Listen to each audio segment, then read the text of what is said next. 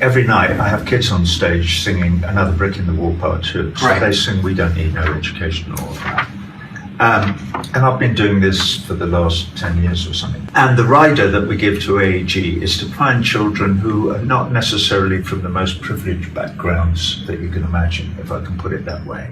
And in almost every city, there are voluntary organizations who find these kids and try and put them together to do stuff that's creative and whatever and help them.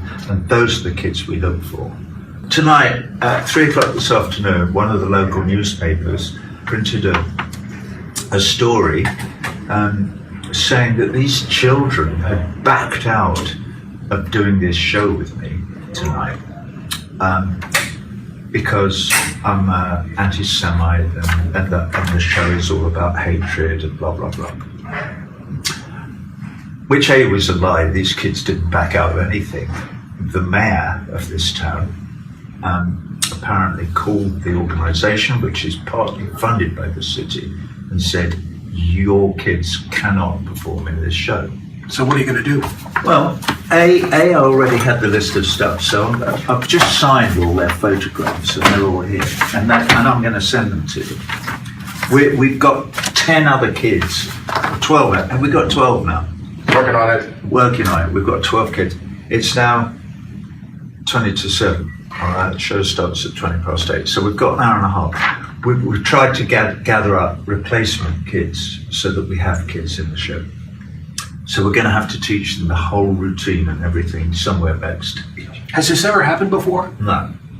Do you know that for my interviewing you for CNN, I've been flooded with Facebook comments that say, why are you giving a platform to Roger Waters, the anti-Semite? Yeah. To those people you say, I'm not an anti-Semite, obviously. It's as plain as, your fate. I'm not. I've never done anything anti-Semitic.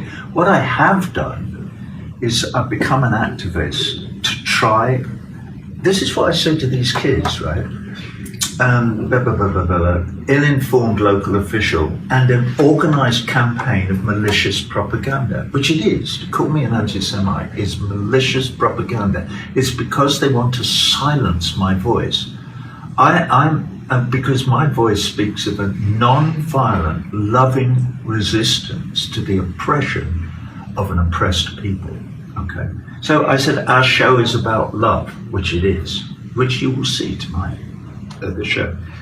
I believe in civil and human rights for all the peoples of the world, irrespective of their race, ethnicity, colour or religion. Those attacking me do not.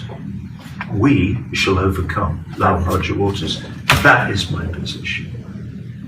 I believe in basic civil and human rights for all the peoples all over the world, irrespective of their colour, ethnicity, race or religion. The people attacking me don't believe in that. It's as simple as that. I appreciate you telling it to me. Okay, so these are going out now to the kids, to these kids. The kids who won't get to perform. These kids won't get to in front of 20,000 people. Yeah. With Roger Waters. Which, I might get a bit teary now because we've been doing this for years and years and years. And what these kids get out of this opportunity is beyond description. This is the biggest thing that has happened to many, many of these children in their whole lives. And the stories that we've had come back with them, from the community. When we go in and we do our show and we do this little thing with them, but these kids live there. They live in their communities. And the people who help them are heroes and heroines. I'll tell you one little story. A few years ago, we were in San Diego and we arrived at the gig and the kids looked wrong to me and I discovered that they weren't who I were looking for. They'd been organised by the people who ran the arena. They were the children of the management of the arena. I want his kids, find me the kids I'm looking for. So these other kids came up and they learned everything in like half an hour or something. And they were a bit kind of sloppy. They had no time. And there was a lovely black lady with them. Her name was Rosa, I can't remember her second name. And I said, I want to speak to that woman. I said, where do you find these kids? okay, where did you, thank you so much, so you've helped us out of a hole. Where do they come from? And she said, they're my clients. She was Meals on Wheels. Meals on Wheels. She was delivering food to these kids because they were hungry. And I was so moved and impressed with that. Don't get me started. Enough already, right? Okay. Thank you, Roger, for No, explaining this to me, because I saw the story pop this afternoon and I wanted to know. Right, well, that's the story. Okay.